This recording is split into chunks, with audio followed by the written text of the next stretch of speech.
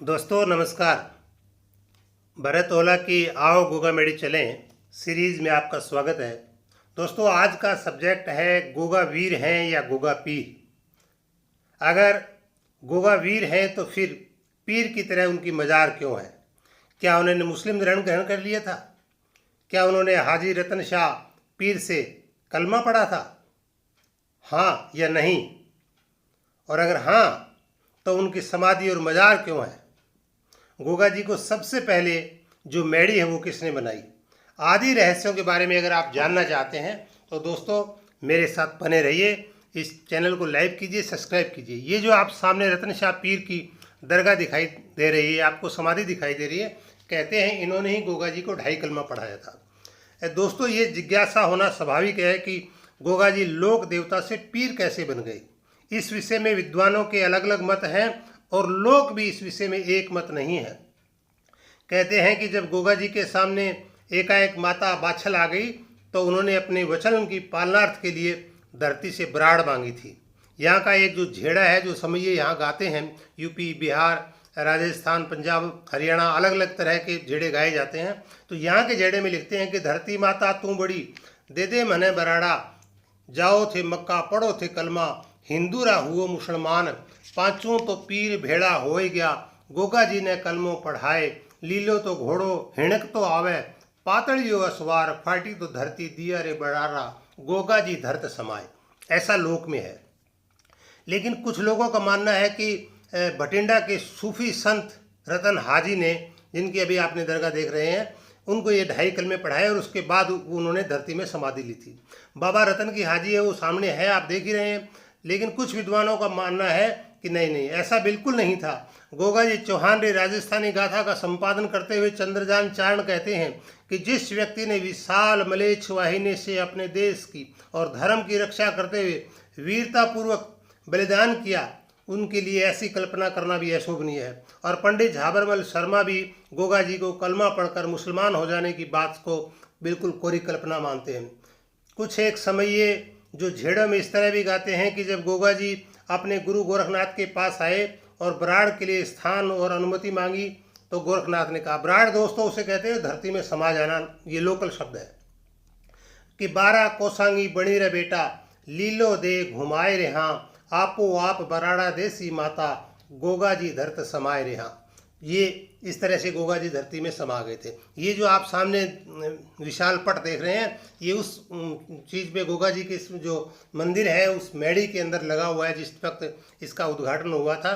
इसको आपको मैं चारों तरफ से मेडी भी दिखाऊंगा, ऊपर के चित्र भी दिखाऊंगा, अंदर समाधि भी दिखाऊंगा और जो दूसरे आपके प्रश्न हैं उनको भी दिखाऊंगा। तो दोस्तों आप मैं बता रहा हूँ कि अगर ये सवाल खड़ा होता है कि गोगा जी अगर हिंदू थे तो उनकी अंदर जो है वो मज़ार क्यों है, समाधि क्यों है, और मुसलमान भी उनको पूजते हैं, क्यों पूजते हैं? ये अलग बात है कि जितनी संख्या में यहाँ हिंदू आते हैं उतनी संख्या में मुसलमान नहीं आते। फिर भी क्षेत्र के जो मुसलमान हैं या दूर दराज के जो थोड़े बहुत मुसलमान हैं वो यहाँ आते हैं और उनकी पूजा करते हैं। दोस्तों इस विषय में हमें इतिहास में फिर जाना पड़ेगा। रमेश चंद्र गुणार्थी का मत है कि अकबर के शासनकाल में अकबर ने अपने अधीन राजा महाराजाओं से यह आग्रह किया कि जिस प्रकार वे विवाह आदि में गणेश की पूजा करते हैं उसी प्रकार पीरों की भी पूजा किया करें। यही कारण है कि राठौड़ों और कछुआहों में यह वीर पूजा चली आ रही है। इस पर कुछ वीर क्षत्रियों को ये लगा कि इस तरह से तो हिंदू धर्म को धक्का लगेगा। तब उन्होंने पीर का अर्थ गुरु अथवा वीर मान लिया और फिर पाबूजी, हड़बूजी, गोगा जी आदि को वीर प्रसिद्ध कर उन्होंने हिंदुओं ने पूजने की प्रथा प्रचलित कर दी। पर किसी राज्यादेश से ऐसा हो जाए ये संभव प्रतीत नहीं होता। दोस्तों मुझे इसके पीछे एक दूसरा कारण नजर आता है। हिंदुओं में लोक देव हुए हैं, वे अपने बुजुर्गों को पितर के रूप में पूजने की उनकी परंपरा रही है, वे अपने दादा परदादाओं को पूजते रहे हैं। संभव है गोगा जी की आने वाली पीढ़ियां उन्हें पितर के रूप में पूजने लगी हो और गोगा जी की 14वीं पीढ़ी में कायमसी हुए, जो किन्हीं कारणों से एक भाई जगमाल को छोड़कर शेष भाइयों संग मुसलमान हो गए। कायमसी और उनके पूर्वज गोगा जी को पितर या देवता के रूप में पूज रहे थे। मुसलमान बन जाने के बाद भी वे गोगा जी को पितर या देवता के रूप में पूजते रहे और आने वाले समय में मुस्लिम राजाओं के भय से या स्वयं मुसलमान होने की मानसिकता के कारण उन्होंने गोगा जी को देवता या पितर की बजाय पीर के रूप में पूजना आरंभ कर दिया। संभव है कि पीर से पितर या पितर से पीर हुआ हो। मुसलमानों में आज भी पीर और मजार को पूजने की परंपरा है। अब प्रश्न ये खड़ा होता है कि जब गोगा जी इस्लाम धर्म उन्होंने ग्रहण नहीं किया तो गोगामेड़ी मंदिर के अंदर जो मजार है वो मजार क्यों है? लोक में ये मान्यता है कि उन्हें धरती में बराड़ दी थी, धरती में समा गए थे।